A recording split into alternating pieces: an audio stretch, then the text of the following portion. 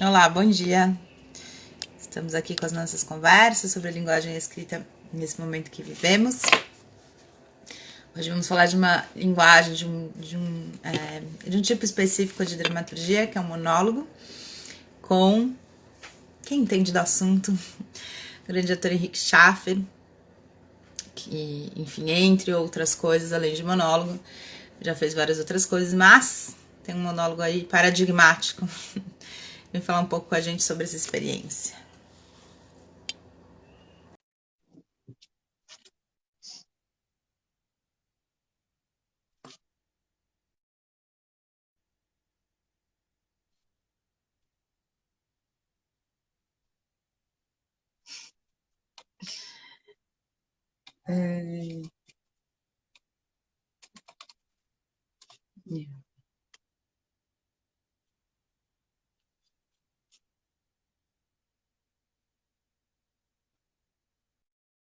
Bom dia, agora tá valendo. Ué, tá caindo? Eita, a gente tinha conseguido antes, devia ter ficado, né?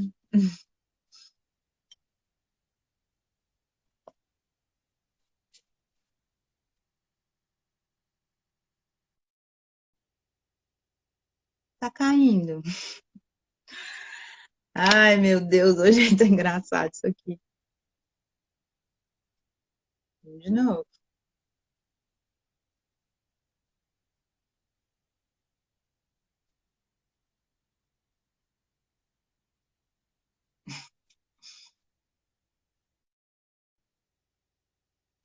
Caramba! Olha, tem dia que o ao vivo ele nos mata. É, outra vez aqui.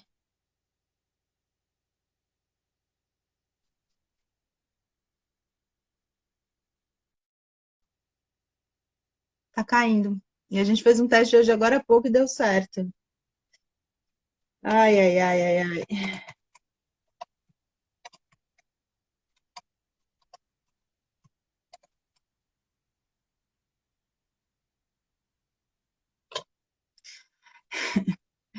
Dizer o quê? Vamos tentar aqui de novo. Não sei o que tá. Ele tá aceitando, eu aceito e cai.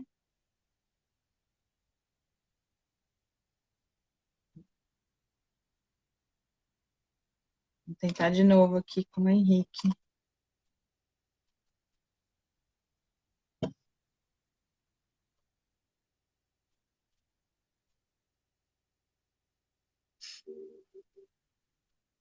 Vamos de novo. O Henrique tá tentando entrar, mas tá caindo. Vou ver se a gente tenta mais uma vez aqui.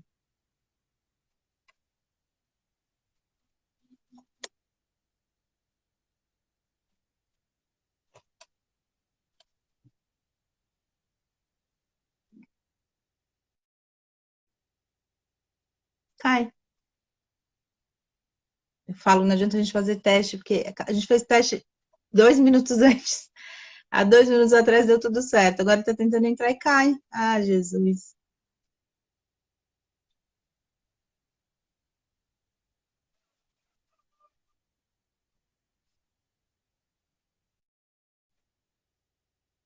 Caramba, Henrique.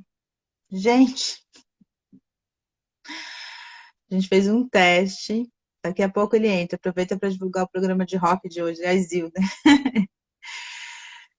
É assim, a pessoa pede, eu coloco e normalmente é assim. E agora, vamos lá, vamos rezar aqui.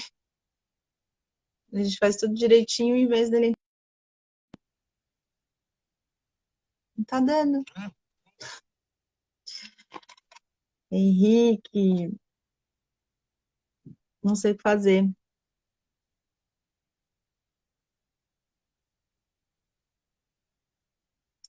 Talvez ligar e desligar o celular, aquelas coisas que a gente sempre tenta. Ei, Laia, vou falar pra ele aqui.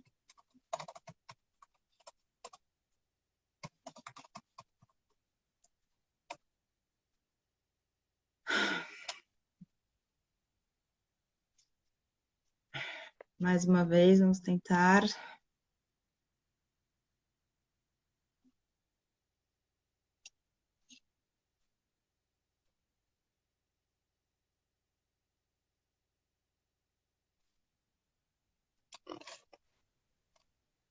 E, Agora foi. Eita, nós. sei lá, sei lá. Fez alguma Bom coisa diferente? dia. Não. Bom dia. Não sei. Tava dizendo que tava com problema no meu vídeo aqui. Aí eu saí, entrei, agora deu certo. Agora E, foi. Era a nona vez. pois Tudo é. bom? Tudo bem, e você? Também. Obrigada por ter aceito o convite. Obrigado você pelo convite. É, bom, claro que você é um ator que tem bastante experiência em várias linguagens, né? Mas eu queria focar um pouquinho nessa linguagem que é o monólogo, né? Nessa forma de escrita teatral, porque, enfim, você tem uma larga experiência em monólogo e principalmente com essa peça que acho que foi meio paradigmática, pelo menos para mim foi, que é o Porco, que é um grande monólogo, né? Queria que a gente começasse falando aí, só para começar, Henrique, o que você sentiu de específico fazendo monólogo? Como é que estar no palco, enfim, fazendo esse texto no palco sozinho, né? Mas teatro nunca é sozinho. Queria que você falasse um pouquinho da especificidade dessa experiência com esse tipo de texto teatral. Tá. É, bom, acho que antes de mais nada, antes de tudo, o monólogo ele é um recurso que sempre teve presente, né, na dramaturgia, ao menos a história do teatro, esse teatro ocidental, europeu, né, seja como uma narração de acontecimentos passados ou daquilo que não podia ser feito diretamente em cena. O monólogo sempre foi uma forma de dar a conhecer o personagem de uma maneira mais profunda, interiorizada. Então, os monólogos trágicos, líricos, dramáticos, épicos, sempre um convite a olhar para esse personagem de uma maneira mais apurada. Ou então, ele apresenta argumentos e contra-argumentos para fazer o espectador também tomar uma decisão diante de um dilema moral, ético que se coloca. Ele muitas vezes é só uma frase, né, intencionalmente dirigida para a plateia, uma parte, né, na forma de estabelecer uma comunicação direta com o espectador. Você tem um gênero que é o monodrama, que ele pode ser entendido como simplesmente uma peça, uma trama em que você tem um ou mais personagens, mas feitos por um ator. Ou também pode ser uma forma de reduzir a trama ao olhar do protagonista. Você pode ter outros atores fazendo outros personagens, mas esses personagens existem somente na visão desse protagonista. Peraí, você está Pode dizendo esse monodrama seria esse ator fazendo vários personagens, mas esses outros só existirem a partir da voz e talvez na imaginação Não, desse não, não, personagem? não. O monodrama é um conceito amplo, né? Quer dizer, ele assumiu diferentes conceitos ao longo da história, assim. Então, você tem, por exemplo, uma outra, nas viradas do século XIX, XX, você tem duas ideias que predominam, que o monodrama seria uma representação dramática em que o mundo em que o personagem está inserido é tal qual o personagem o vê durante toda a experiência cênica. E tem uma outra definição também que eu acho muito legal, é que uma forma de representação dramática em que toda a ação, toda a emoção, todo o interesse humano vem de uma crise mental. Então eu acho que as encenações contemporâneas de monólogo partem dessa ideia de que o drama, a realidade, são extraídos do interior do personagem. Então, o monólogo é sempre um diálogo, né? É sempre um diálogo interiorizado entre um ator e um espectador, entre um ser humano e outro ser humano, aonde a presença desse outro é fundamental para tornar significativo tudo aquilo que é dito e que acontece em cena, né? Você não espera uma resposta do seu interlocutor, mas cria-se uma relação direta entre o mundo desse espectador, o mundo que é trazido por esse ator em cena, e um mundo que se relembra, que se cria a partir desse encontro, né? Um encontro que é num espaço de um tempo alongados pela experiência cênica. Eu acho que vem daí, né, a força e a fragilidade ao mesmo tempo do monólogo, porque ele é sempre dirigido a um espectador. esse espectador se torna cúmplice daquilo que acontece em cena. Uhum. Logo, é uma experiência, né, fantástica, né? É, é, tanto que o monólogo adquiriu um pouco essa ideia, né, de um trabalho de excelência do ator, né? É uma grande Uhum. oportunidade para o ator. Muita gente se lança a esse desafio justamente por se sentir seguro e maduro, né, desejoso de fazer isso. Eu Uhum. eu comecei muito pelo contrário, muito pelo contrário. Eu não imaginava que eu faria um monólogo. Na verdade, Uhum. eu estava estudando na USP, fazendo CAC, né, artes cênicas, mas eu fazia licenciatura. Porque naquele tempo, eu tinha brincado que eu tinha. Na verdade, não, eu tinha desistido de ser ator. Eu tinha tido umas experiências muito ruins. E aí eu falei: não, eu não sirvo para isso, não. Esse negócio Uhum. não é para mim. Mas eu tinha muito interesse na pedagogia do teatro, na pedagogia do ator. Uhum. Então, quando o professor Antônio Januzelli, o Janot, querido de muita gente, que, enfim, né, 80% dos atores de São Paulo, de alguma maneira, ou passaram né, por alguma experiência com ele. Ele deu aula há muito tempo na EAD, no CAC. Ele me chamou. Um dia ele chegou para mim e falou assim: você tem tesão de fazer teatro? Aí eu falei: tem, claro, né? Eu já admirava muito.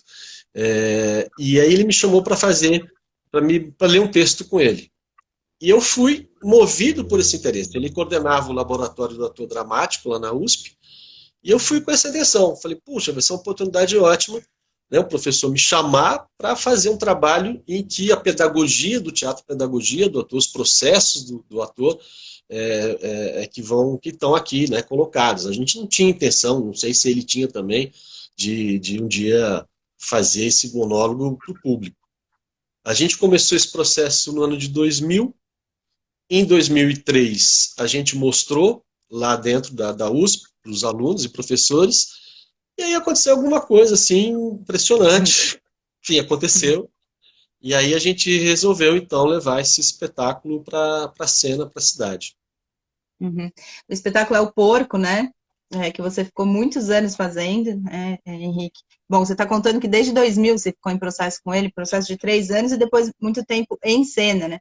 Eu queria É, também que você falasse um pouco dessa questão do monólogo. Você falou uma coisa que a Isilda disse que é muito interessante, que é pensar que o monólogo é sempre um diálogo. Você falou muito da questão da presença do espectador, né? Que é uma fala direcionada direto para o espectador, que não tem um outro ator que faz, digamos, essa intermediação ali com o público, né? Eu queria que você contasse um pouco, então, você falou que nem tinha essa expectativa, talvez, nem de ir para o palco, né? Você estava pensando em outras coisas. Como é que foi, então, ir para o palco com um monólogo? Queria que você falasse um pouquinho da história para as pessoas que não conhecem aí, como é que era essa peça, que ainda tem uma outra questão muito especial dentro dela, né? E aí, como é que foi essa experiência com o público, né? Que você disse que é muito, muito especial no monólogo, né? Essa relação direta com o público. eu acho que esse é um aspecto, já o primeiro aspecto importante, né? Que eu não tinha a intenção é, de fazer um trabalho como ator, exclusivamente, né? Vou montar uma peça e vou colocá-la em cena, um ator, uma grande oportunidade para fazer um monólogo, que é um trabalho de excelência e tudo mais. É, eu digo isso porque muda muito o olhar e a forma como eu me entreguei esse trabalho. Então, a gente se permitiu ficar 3 anos, por exemplo, trabalhando, né? E claro, quando a gente diz isso, a gente brinca, né? Muita gente acha incrível, né? Todos os dias trabalhando durante 3 anos. Não é assim. Uhum. A gente trabalhava quando já não tinha tempo, eu também tinha trabalho, outros trabalhos quando eu tinha tempo, mas foi um processo que justamente assim, havia momentos de intenso trabalho e momentos de que ficávamos distantes, mas né, é um tempo de amadurecimento também, meu amadurecimento, e um amadurecimento do meu olhar para o mundo a partir desse texto. Esse texto é um texto que tem uma história muito bacana, é um texto que tem uma influência existencialista do Sartre muito grande, de um autor francês, é pouco conhecido aqui no Brasil, Raymond Queneau.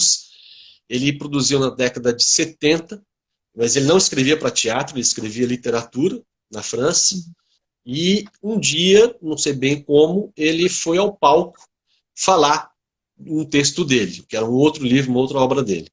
Depois ele fez isso com esse texto que em francês original se chama Stratégie pour des jambons, que seria um manual de como engordar e matar um porco, literalmente. Então essa é a ideia. A peça é isso, são as lembranças, é a trajetória de um porco contando a vida dele, enquanto ele aguarda o momento de ser abatido. A Beth Nespoli brinca, né, muito. A Beth Nespoli foi uma das pessoas primeiras que escreveu uma crítica, isso em 2004, ou comecinho em 2005, e ela brinca que ela falou que ela trabalhava e como crítica tinha que assistir tudo, né, aquele trabalho insano de assistir todas as peças, e todo mundo pedindo para ela assistir as peças, e tinha essa peça cuja, né, a sinopse era essa, né, as memórias de um porco à espera do abate. Ela falava, meu Deus, é num porão de um teatro, cabem 20 pessoas. Então ela brinca, ela falou, não quero ver isso não, que deve ser um horror, né? Aquele cara pulando, esperneando lá dentro. E disse que quando ela foi assistir, ela teve uma surpresa.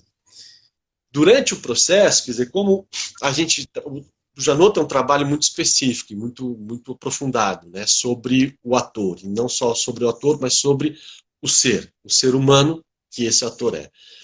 Então, na relação com o público, por exemplo, quando eu disse, né, que é sempre a importância desse outro, do público, do espectador, é importante para que os significados todos sejam criados, sejam dados, durante o processo, eu falava assim para o Janot, puxa, Janot, podia ser assim, esse porco podia estar tudo de branco, avental, né, num lugar todo ladrilhado, sabe, um frigorífico, ou seja, eu já dava o significado pronto, né, e o Janot só olhava para mim, sorria e mandava eu continuar trabalhando. E justamente o que a gente optou por fazer, é que não era a mímese de um porco. Eu estava em cena e contava a história desse porco. E isso começou a ter um resultado, isso teve um resultado sobre as pessoas muito impressionante. Porque as pessoas diziam... fazer uma parte. Então, eu queria que você explicasse um pouco como é que foi esse trabalho com o diretor, né, com o Janot, porque o monólogo tem isso também, né, muito intensa a relação do ator com o diretor, né, Henrique. Não que de outras formas não seja, porque sempre é, mas é só vocês dois, né, imagino que seja muito mais intensa essa parceria, né. E aí isso que você está contando, para quem não viu, era muito louco, porque você passava a ver um porco, né? E você não tinha nada, nenhuma. Essa mimese foi só por esse trabalho de ator, né? O Marco Antônio Garbellini está dizendo, maravilhoso porco. É maravilhoso. Então, eu queria que você contasse um pouco, assim, como é que é mais intensa essa relação com o diretor, né?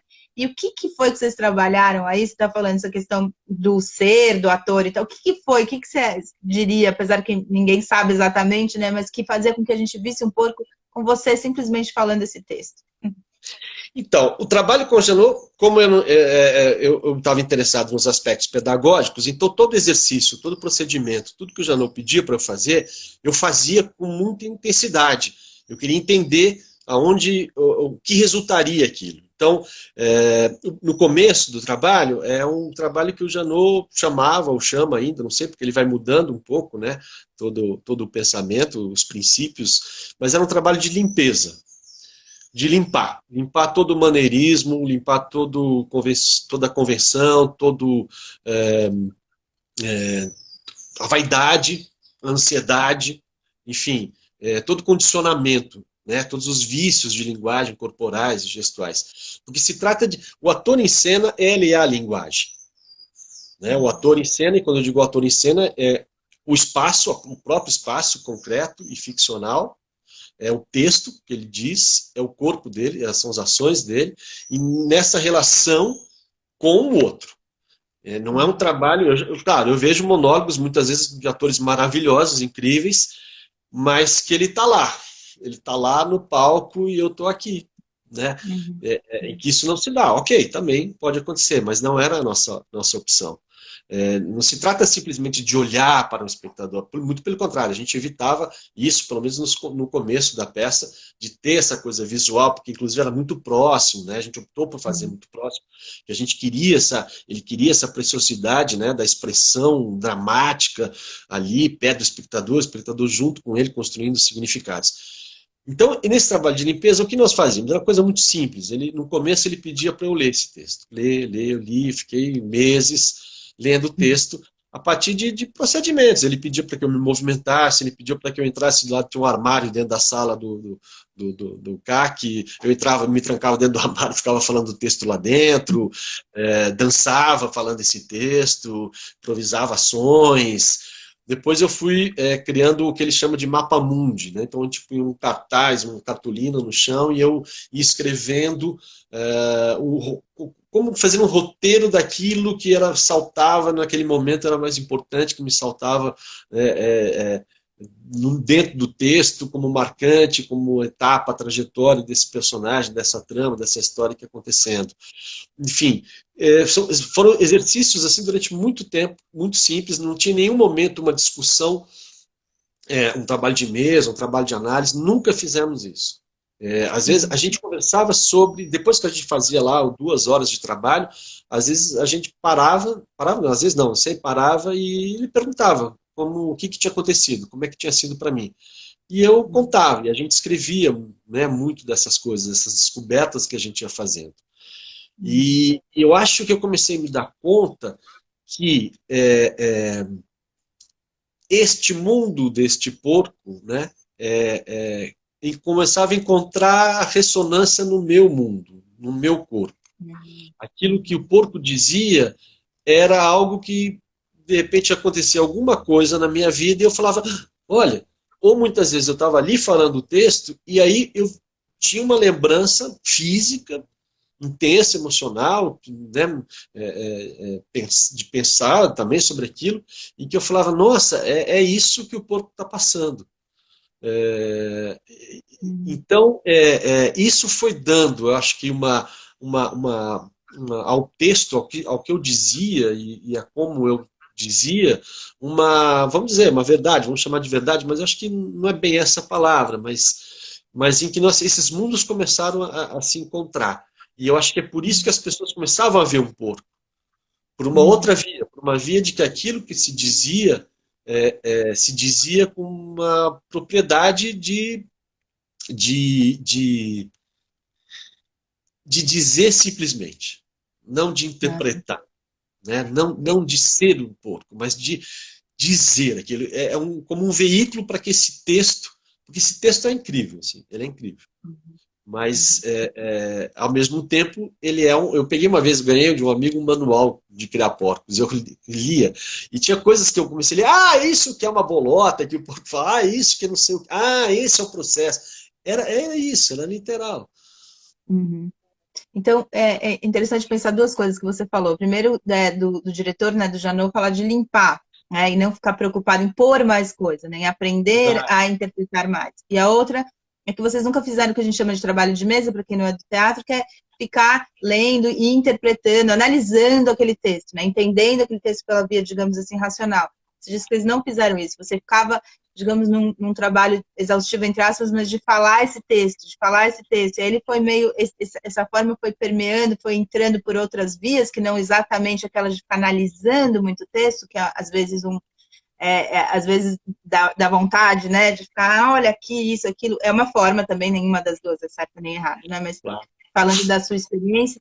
E a Silvana disse que foi o melhor monólogo da vida dela, muita gente deve te falar isso, né, porque também foi da minha. É isso um pouco? Aí vai entrando por outros lugares, é esse canal que acaba fazendo com que a gente veja esse corpo, porque ele foi se formando em outros lugares dentro de você, talvez, hein? Sim, exatamente. O Janot fala muito do corpo sutil, né? Que é esse corpo energético, né? E esses exercícios também tinham essa finalidade de alcançar essa energia, uma energia intensa, mas contida ao mesmo tempo, né? Para que você justamente não se perca, né? Não saia do foco. A tentação sempre é muito grande. Durante muito tempo, assim, esse processo foi longo porque era fazendo. Era fazendo. E é isso mesmo. A análise, vamos dizer, foi acontecendo por esses insights que muitas vezes eu tinha de entender aquilo que eu estava dizendo a partir da minha história, a partir do que eu vivia. Então aquilo era muito intenso. E ao mesmo tempo, o Janot era muito rigoroso, é muito rigoroso em toda a minha movimentação. Então, quando a gente começou, quando eu comecei a encontrar uma voz que era uma gravidade não só, né, no timbre, na entonação da voz, mas uma gravidade, uma voz que começava a vir lá de dentro, uma voz que começava a dizer, contar aquilo de uma maneira, vamos dizer, mais limpa. Aí a gente começou a trabalhar essa movimentação, né? Esses olhares, o corpo, eu trabalhei muito com torções, com corpo, com olhares, com diagonais, com linhas. Isso tudo eram coisas que o Janot trazia também, eram exercícios, e isso trazia uma precisão, né? Uma precisão daquilo que eu estava fazendo. Ele usava muito sempre a imagem de uma partitura e de um ator regente, de um ator que é capaz de escutar essa música, é capaz de tocar essa música, de se autodirigir, de se flagrar enquanto está fazendo. Isso era muito interessante, porque eu fui adquirindo uma competência de me perceber fazendo. E de não só me perceber, mas de perceber o público, de estar com. Eu tenho assim exemplos muito bonitos assim dessa relação e de como eu fui aprendendo também depois que a peça estreou, como esse processo continuou justamente com a presença desse outro. Tem uma história, inclusive, muito engraçada que eu sempre conto, porque tem um momento em que o porco ele olha para uma pessoa, ele se refere a ela como sendo o porqueiro, né, no momento que é uma relação direta, mas até chegar a isso, eu ia construindo um olhar que passava pelo pé, pela canela, pelo ombro, nunca fiquei olhando diretamente ali o espectador, falando ali para ele, né? Era uma coisa para que deixasse espaço para que esse espectador também entrasse nessa relação comigo. O Janot usava uma imagem linda de que é um namoro, né? Um namoro que vai começar, uma relação de amor. Então, quando você começa a namorar, você não vai já chegando e pondo a mão e dando beijo, né? Você começa a paquerar, você olha, finge que está olhando, olha de novo, cima, chega perto, fala uma coisa ali, né, sem olhar. Então é mais ou menos isso. E eu lembro de que um dia, no começo, tudo me abalava, tudo me afetava, né? Se alguém bocejava, se alguém, não sei o quê, eu já ficava mal, falando, não estou gostando, tá um horror isso aqui. E um dia aconteceu uma coisa muito interessante, que eu olhei para um cara, né? Olhei direto para nesse momento e esse cara fez um gesto assim do tipo, ai. E aí pronto, né? Pronto, acabou a peça ali. Né? Fiz a peça quase chorando até o final. E quando acabou, ele estava sentado justamente num espaço, quando acabava a peça, eu saía de cena. E eu passei por ele. E quando eu passei por ele, eu tive um gesto espontâneo, que veio na hora. Eu pus a mão no ombro dele, como quem diz, sabe, desculpa aí, né? Sei lá. E aí eu voltei, para as pessoas aplaudem, eu volto. E quando eu olho para ele, ele está muito emocionado.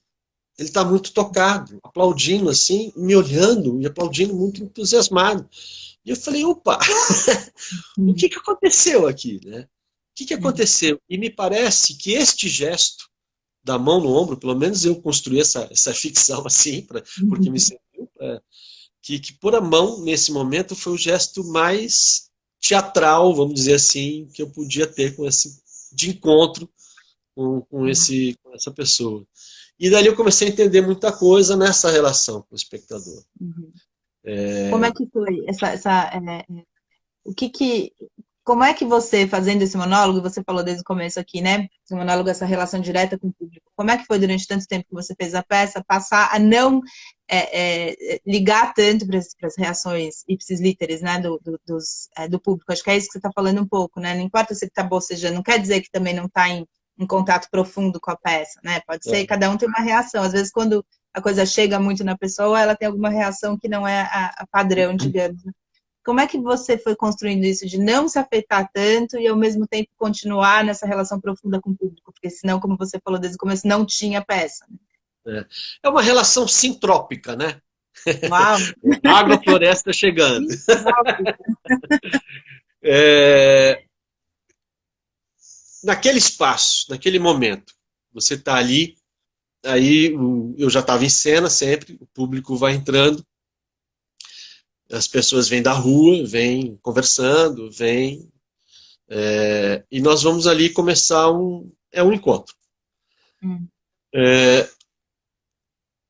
Então eu aprendi, na verdade, é o contrário, não é que nada importa, tudo que eles fazem importa. Tudo que eles fazem é verdadeiro, está acontecendo, é concreto. E eu vou procurar ser veículo desse texto e dessa história, desse encontro, para que faça sentido para eles. Então, todo o meu caminho é no sentido de aos poucos, dando espaço para que eles entrem, para que os bocejos, para que justamente quase como um processo de limpeza também, né? Se eu dou espaço para que eles venham e eles começam a ficar inteiros, e a postura deles começa a mudar. Um sistema sintrópico é isso, né? Em que a energia ela é gerada no encontro com tudo, né? Não se trata de lá, vamos tirar o mato para plantar uma coisa. Não, o mato faz parte desse processo. Ele vai ser podado e derrubado para adubar o solo. Então, tudo que está acontecendo ali é, é, é, o outro espectador está ouvindo, está percebendo também. Eu falo que tem histórias engraçadas. Numa vez, um espectador ele estava fazendo um trabalho no candomblé, não é fazer o trabalho do santo de cabeça, enfim, ele estava naquele processo já final para se tornar, né, no candomblé um pai de santo e tal, e aí ele no meio da peça ele recebeu lá o santo. Foi uma loucura, né? Foi uma loucura porque eu comecei a ouvir um barulho, uma caída de cadeira, alguém levantar e eu simplesmente parei e a gente ficou em silêncio. Alguém retirou ele, ficou todo mundo em silêncio, eu também, alguém retirou ele. Eu escutei fechar a porta, esse pessoal voltar, sentar de novo e eu continuei. Porque justamente se eu pensar nisso, nossa, atrapalhou, puta, tirou minha concentração, nossa, agora ninguém perdeu. Bobagem, né? Bobagem, porque aí você atrapalha tudo, você atrapalha algo que está acontecendo. Aquilo faz parte, se aquilo aconteceu, porque de alguma maneira, energeticamente, ele entrou nesse estado. Uau, nunca ouvi isso de ninguém no teatro. Eu fiquei sabendo depois, contaram que foi o pai de santo lá buscar ele no teatro, porque ele ficou lá, entendeu? No estado Uau! de transe, Mas depois você chegou a conversar com esse cara, não? Não, nunca mais. Mas, entende? Quer dizer, eu acho que eu estou fazendo com você, nós estamos fazendo junto. Por isso é uma limpeza também da vaidade, da ansiedade, dessas coisas que atrapalham a gente na vida, atrapalham o ator em cena, atrapalham o artista. A obra, eu acho que a obra é sempre algo a ser desvelado, é como se a gente não criasse as coisas. As coisas estão aí. A gente cria essa sensibilidade de percebê-las, de dar uma forma a elas, de direcioná-las para alguma coisa. Então, esse trabalho é um trabalho em que eu fui aprendendo, né, de alguma maneira, a fazer isso, nesse processo. Isso é o porco, esse processo que eu fiz com o Janot. Não quer dizer que eu consiga fazer isso em outros trabalhos, porque cada trabalho é um e vai pedir uma forma de se trabalhar sobre si, né? Uhum. E aí, quanto tempo você ficou com a peça, Henrique? Eu sei que até pouco tempo atrás você voltava de vez em quando com ela, né? E como é que é esse trabalho com uma peça que fica, né? Fica, de repente você volta. Como é que foram esses anos todos com essa peça indo e vindo? Qual a diferença de uma peça que fica tanto tempo em cartaz hoje em dia que a gente tem, ou tinha até a época aí da pandemia, né? Cada vez menos, como é que fala? Temporadas cada vez menores, né? Qual que é o ganho dessa peça que fica indo e vindo, que você fica com ela tantos anos, né? Tantos anos ensaiando, em processo, e tantos anos fazendo, né? Quanto tempo foi e qual que é a diferença da vivência com essa peça? A gente então, fez lá em maio de 2003 as primeiras apresentações dentro da faculdade. A gente só conseguiu estrear em 2004 porque a gente teve uma dificuldade de conseguir os direitos autorais, de acessar as pessoas que, enfim... Porque, inclusive, assim, a versão que a gente faz é de um espanhol, né? O Stratégie pour des Jambons tem o texto, que ele tem um conto, depois ele fez uma versão para o palco, e a gente faz uma versão de um espanhol que é uma versão reduzida, né? O francês é mais prolixo, né? Fala. E a gente fez essa versão do espanhol. Então a gente tinha que ter os direitos do espanhol e do francês. Só que o Raymond, ele morreu. Na verdade, ele se matou em 81. E então a gente não conseguia encontrar quem pudesse que representava os direitos dele e tal. Conseguido isso, a gente estreou em outubro, novembro de 2004. Aí a gente ficou em temporada no porão do Viga, do Teatro Viga. Eu vi lá. Porão, cabiam 20 pessoas. Durante, acho que uns 6 meses, ficamos em cartaz.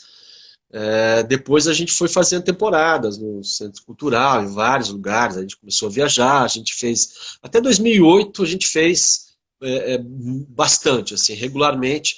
Inclusive a gente fez o palco giratório do Sesc em 2008, e aí paramos, em 2008. Aí eu fiz uma apresentação esporádica em 2010, depois em 2012, no espaço lá do Vila Zélia.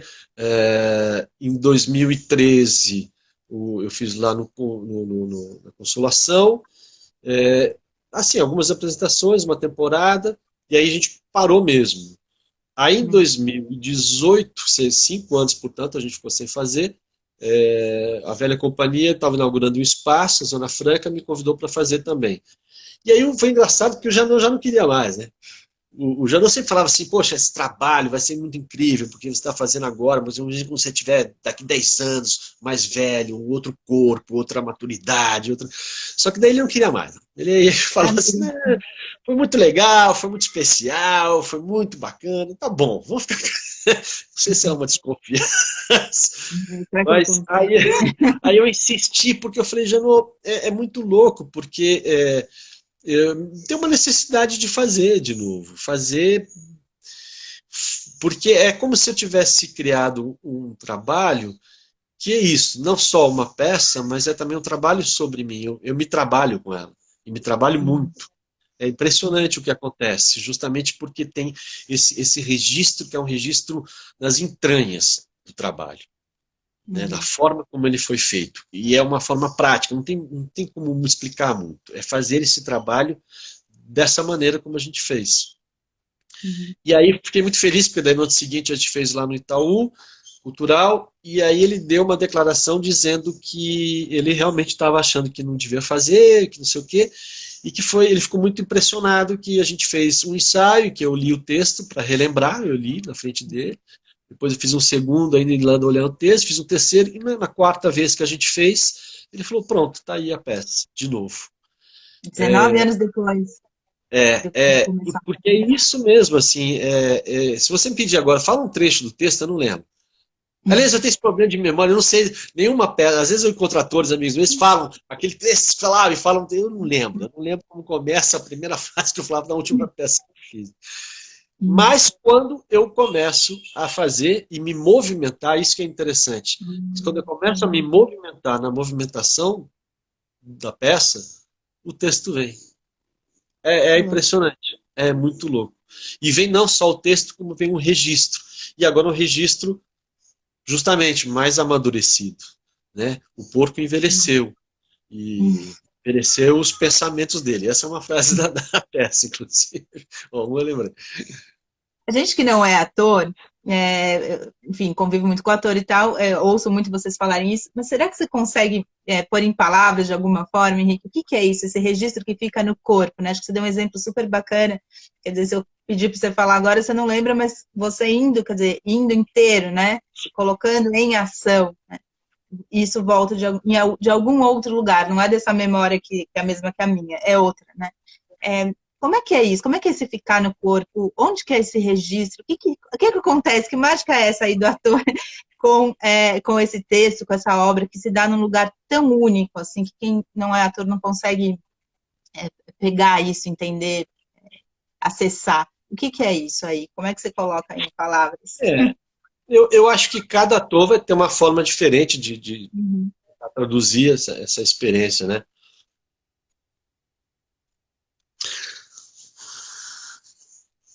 No caso do porco, eu acho que esse trabalho, desde o começo, feito lá com o Janot, nesse processo de limpeza, de descondicionamento, em que aquilo que eu falava era. A gente, uma época, dizia assim que a peça não tinha metáfora, que era uma provocação, porque sempre é uma metáfora, né? Uhum. Mas é um pouco como a gente entendia no fazer, né? Como eu falava, eu dizia esse texto. E dizia esse texto sem tentar interpretá-lo, sem tentar representá-lo, sem tentar dar para o espectador uma forma. Eu dizia esse texto de tal forma que ele chegasse ao espectador e o espectador criasse um sentido. Para isso, você tem que ter uma cabeça, uma mente, quer dizer, para isso você tem que conseguir. O Janot fala ele trabalha com os centros, que vem lá do Gurdjieff, de mestres dele lá. Ele fala do centro emocional, o centro motor e o centro físico. Você separa essas coisas e ao mesmo tempo que você não consegue separar essas coisas. Uhum. Mas você consegue pensar sobre o que você está fazendo, mas não é o pensamento que condiciona o que você está pensando.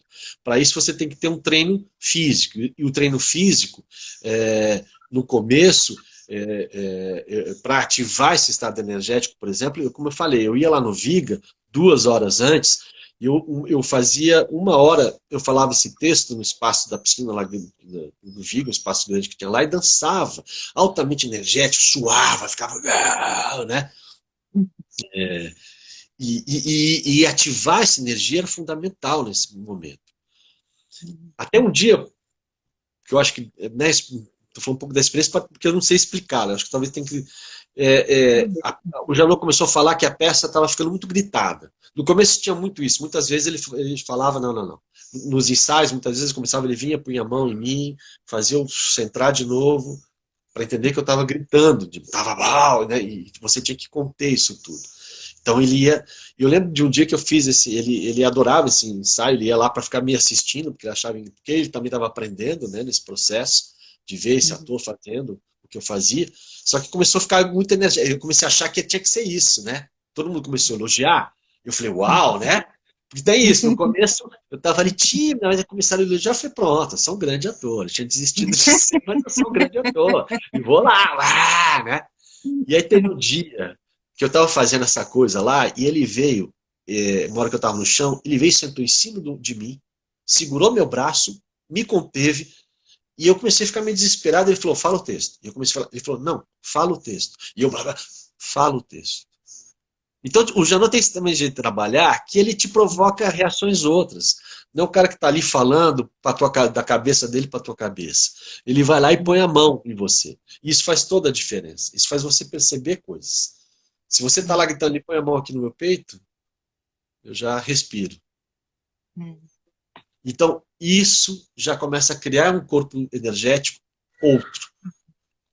E eu lembro que quando eu acabei de passar o texto, ele falou, bom, faltam 10 minutos. E eu falei, agora fudeu, eu vou fazer a peça sem energia nenhuma, vai ser um horror. E aquele dia também, aquele foi uma das apresentações que quando acabou eu falei, olha, em que você percebia pela reação do público que aquilo tinha chegado muito fortemente. Quando gritava muito, às vezes, né, as pessoas, até porque era muito próximo, as pessoas se defendem, lógico.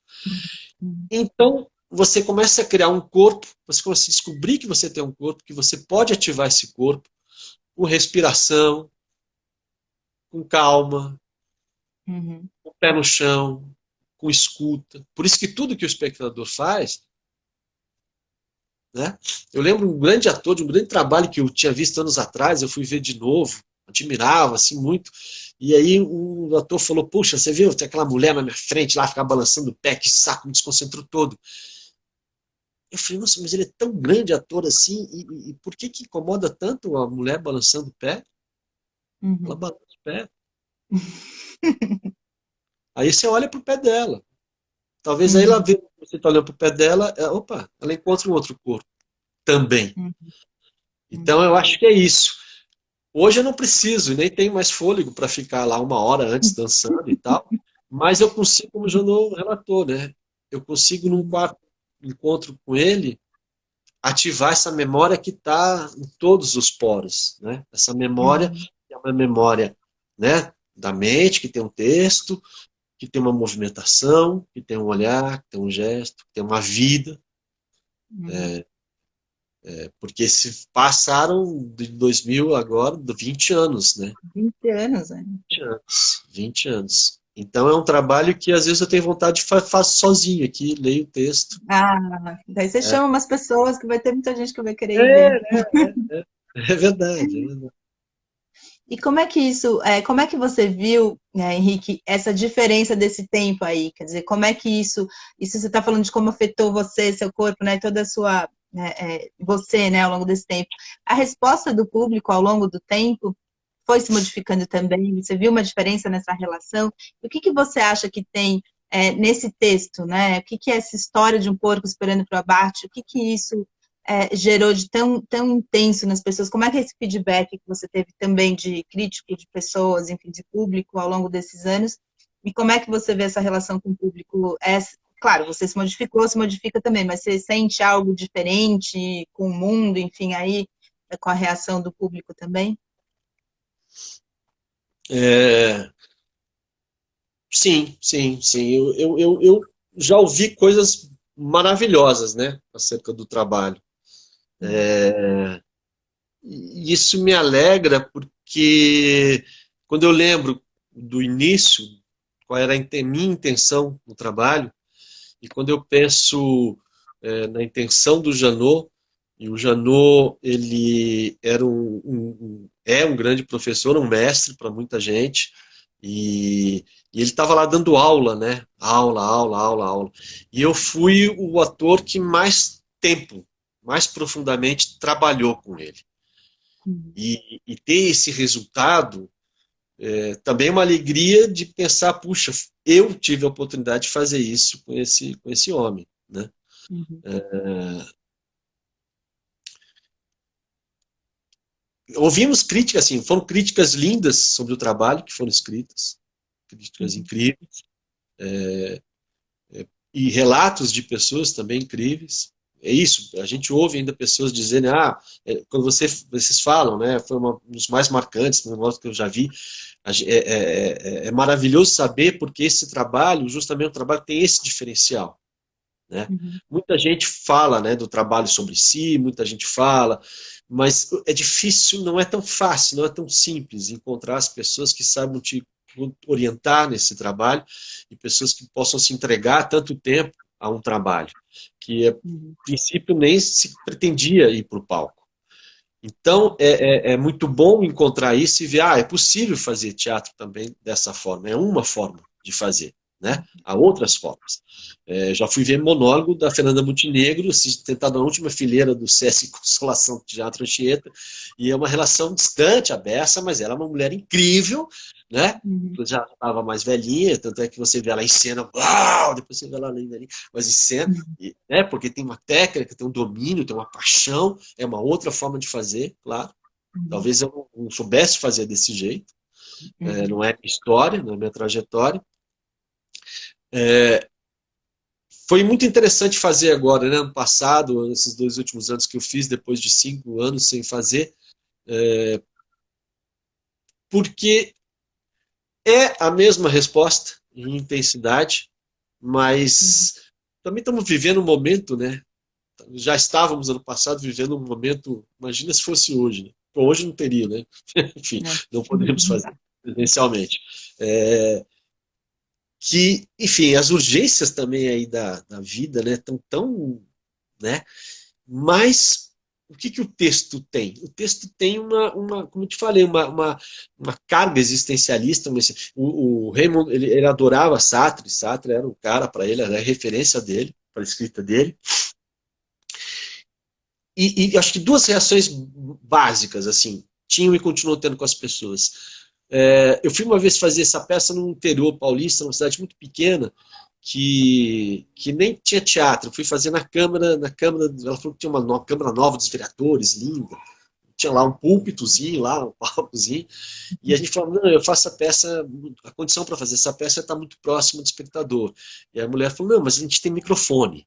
Quer dizer, microfone vai aproximar. E aí eu lembro que a gente botou as pessoas nesse palco, nesse espaço, muito apertadinho, e tinha uma mulher que quando começou a peça, assim, ela olhava de um jeito estranho, e no final a gente sempre fazia um bate-papo, e ela contou toda a história, ela estava muito emocionada porque ela lembrou toda a história da vida dela, do pai que criava porco, matava porco. Então, toda uma memória emotiva, né, emocional, de relembrar sua vida, sua relação com o pai, sua relação com a natureza, com o sítio, com a produção, com a vida dela, com os filhos dela que não conhecem, né? E tem umas pessoas que, aí a maioria talvez, que se identifica, né? Se identifica com a condição desse porco que relata a vida dele, dizendo como foi a infância dele, que o pai dele era um grande cachaço, um grande reprodutor, o destino dele não vai ser esse, ele vai ser um porco para engordar, vai ficar confinado comendo até o dia em que vão tirar a comida dele e ele vai ser abatido, né? E ele relata toda a realidade e os desejos, os sonhos, o que ele gostaria de ter feito, o que ele gostaria de ter sentido, a relação dúbia que ele tinha com o porqueiro, que era uma relação, quando ele era pequenininho, ele era acariciado pelo porqueiro, e agora o porqueiro está só, né, tá aí só preocupado em engordá-lo, há uma frieza, enfim. É uma história toda de vida que você fala assim, de repente você fala, opa, eu lembro também Será, será que eu um não estou relato. só na fase da engorda, né? Eu lembro de um amigo que eu trabalhava num lugar, num clube, e tinha lá um departamento lá, cultural, lá, enfim, eles trabalhavam com essas baias, sabe esses cercadinhos que tinha antigamente, e agora está mudando isso, né? Mas escritórios, Esse tipo cada de um, telemarketing, assim. cada um no seu cercadinho, né? E a gente estava nesse cercadinho, e ele tinha sido da peça um tempo antes, de novo, eu entrei lá, e ele acho que ele comentou alguma coisa da peça, mas ele não tinha falado muita coisa, né? Aí eu olhei para esse cercadinho que a gente estava, e aí eu dei 2 passos para cá, 2 passos para lá, que é um gesto que tem na peça. Quando ele viu isso, ele teve uma reação assim, de tipo, não, peraí, porra, não, porra, não entendi, ficou mal, porque ele se viu no cercado, ele se viu nesse cercadinho, e tudo o que isso representa. Toda a representação dessa história de ficarmos confinados, de sermos parte de um sistema capitalista que nos conduz a isso, existencialista, em que nós não vamos satisfazer nossos desejos, nossas vontades, nós caminhamos para o abate para servir a esse todo. Então, acho que essa percepção das pessoas é muito forte. Eu acho que elas... de novo, como a gente faz isso? Né? Se eu desse lá a ideia do frigorífico, como eu falei antes, pronta, aí você ficaria na questão da carne, como muita gente fica, por exemplo, né? Falando, você não come porco, né? Mas ainda Cada vez que você come um porco, você fica, né, ali pensando. é a carne mais saborosa que tem, né? Então é bacana pensar, né, Henrique, que você não precisa vir com o discurso, né? Nessa peça, e aí talvez seja uma das funções da arte, o Léo Lama veio aqui e falou muito sobre isso, ela simbolicamente fala de tudo isso, né? Quer dizer, quando esse seu amigo se viu ali, é que veio, né? A peça não trazia isso pronto, né? Ela fazia com que a pessoa... Isso tem uma potência, né? Esse simbólico, que você fala. Eu falava aquele texto, o que isso reverberava no outro é que é todo esse universo que você está falando, mas em nenhum momento é colocado isso de maneira explícita, né? Claro, tem uma forma precisa de dizer esse texto, para que esse texto de fato chegue na pessoa, e quando ela tem esse insight, ela é tomada por uma reação, uma descarga de hormônios, né? Quer dizer, é isso que acontece. Ele teve isso, ele teve uma descarga física de entender isso, sabe? Uma coisa que tocou na emoção, nas emoções mais profundas, no ser dele. Não é um entendimento só aqui na cuca, na cabeça, né? De entender, então isso quer dizer aquilo, que quer dizer aquilo, quer dizer aquilo. Ok, mas isso não te transforma. Né? Isso não te transforma. Nossa, é sempre rápido, mas hoje foi muito rápido. Então faltam 5 minutos só para a gente terminar essa conversa tão bacana. Eu queria que você, nesse tempinho aí final, Henrique, Ó, aqui o Ale Fitos, vi a peça no Teatro Mínimo do Ipiranga. Lembro daquela proximidade incômoda. Acho que todo mundo sente isso, né? Eu vi lá no vídeo. Eu queria que você desse alguma dica, alguma indicação, não sei se as pessoas conseguem ver essa peça em algum lugar, ou esse texto, se tem acessível, outro monólogo, alguma coisa teórica, o que você achar bacana de indicar para as pessoas que tem a ver com o monólogo, ou com isso que a gente está falando durante todo esse encontro. E se tem como ver essa peça, ou ler esse texto. Mas é uma boa para fazer esse teatro, ou seja lá o que for online, aí era bacana também. Eu não sei se o Janot gostaria, né? Que ele trabalha muito nessa ideia da presença, né? Mas poderia ser. O texto não tem publicado, né? Não tem. Eu tenho até eu consegui o original francês, em francês. Não foi traduzido, não tem para ler. Algumas pessoas às vezes me pedem, mas eu tenho combinado com a Eliana Terual, que foi quem trouxe o texto, traduziu, de falar com ela, né, para ver se tudo bem, enfim. Não tem gravado também, a gente não fez gravação, às vezes, inclusive, pede assim, pede para a gente fazer, mandar para festival vídeo, tudo isso por um critério do Janot, que não queria isso, enfim. Não sei o que indicar. Eu acho que existe. Eu acho que toda leitura, eu acho que o Janot um pouco sempre trouxe isso, né? Que o aprendizado sobre o teatro não está no próprio teatro, mas em tudo que o homem produz acerca dele mesmo. E é isso que a gente leva para o teatro. É engraçado que a gente, né, fala uma peça que fala sobre o homem, toda peça fala sobre o homem e mulher, né? Vamos parar com falar só sobre o homem, a minha companheira. Aliás, a Tati fez um trabalho, a Tatiana Schunk, que é uma atriz, a gente fez depois um outro monólogo em que eu me lancei como diretor e ela em cena. Foi uma experiência bacana. Qual monólogo foi esse? Qual peça? Chamava-se Tentativa. Tentativa. A gente fez 2 temporadas pequenas, mas é isso, eu acho que ter esse olhar, ter essa leitura sobre o ser e sobre saber que se colocar em cena tá além da sua vaidade, tá além de se mostrar quem você é, mas de fazer com que o outro perceba quem ele é.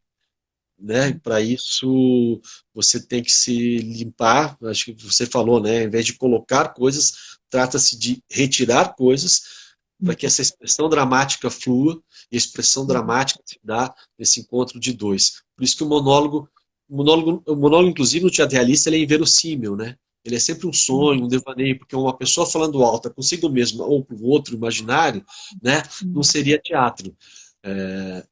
Por isso é um diálogo com esse espectador, e é nesse encontro, nesse diálogo, que tudo ganha forma, tudo ganha sentido, e a experiência é aquela experiência única, fenomenológica, e eu fico muito feliz de saber que tem muita gente que ainda lembra. Eu pretendo voltar a fazer de novo, aqui ou ali. Acho que é um trabalho que merece ser feito, trazer toda essa qualidade de um processo iniciado pelo Janot, né, há 30 anos atrás, quando ele começou a ensinar teatro. Muito bacana. A Isilda falou que acha bacana quando puder, depois da pandemia, você voltar a encenar. O Marco Antônio Garbellini falou que a nossa conversa foi ótima. O Ozani Violim falou parabéns, Henrique. O Vinis falou que quer muito assistir. Só que a gente já tem uma plateia, ó, que a gente está com já tem uma outra geração outra geração de espectadores, né? 20 anos depois e muita gente assistiu muitas vezes, é muito engraçado, mas tem algumas pessoas que eu falo, você de novo aqui. Ficam amigos, né? Saem para comer pizza. Obrigada, viu, Henrique? Foi ótimo, obrigada por ter vindo. Eu que agradeço, lindo esse trabalho que você está fazendo, insano, um trabalho insano, que você faz live de domingo a domingo. É uma coisa, domingo vem lá, Paulo Altrani, seu vídeo ao vivo. Como? É domingo! Ué, na pandemia não tem domingo. Tem que convidar, tem que fazer o folheto, divulgação. Caramba! Você Parabéns. Tá 20 anos fazendo a mesma peça? Em falar de live. Obrigada, viu? Muito bom. Obrigada a todo mundo que veio. Obrigado às pessoas aí que participaram. Obrigado. A Silvana Belisário vai ficar gravado? Fica assim, Silvana, fica lá no meu feed, dá para acessar, vai ficar lá. Mais Tá para bom. frente vai pro canal do YouTube também, eu aviso. Tchau, Obrigado. obrigadão. Obrigada a todo mundo que veio, até amanhã.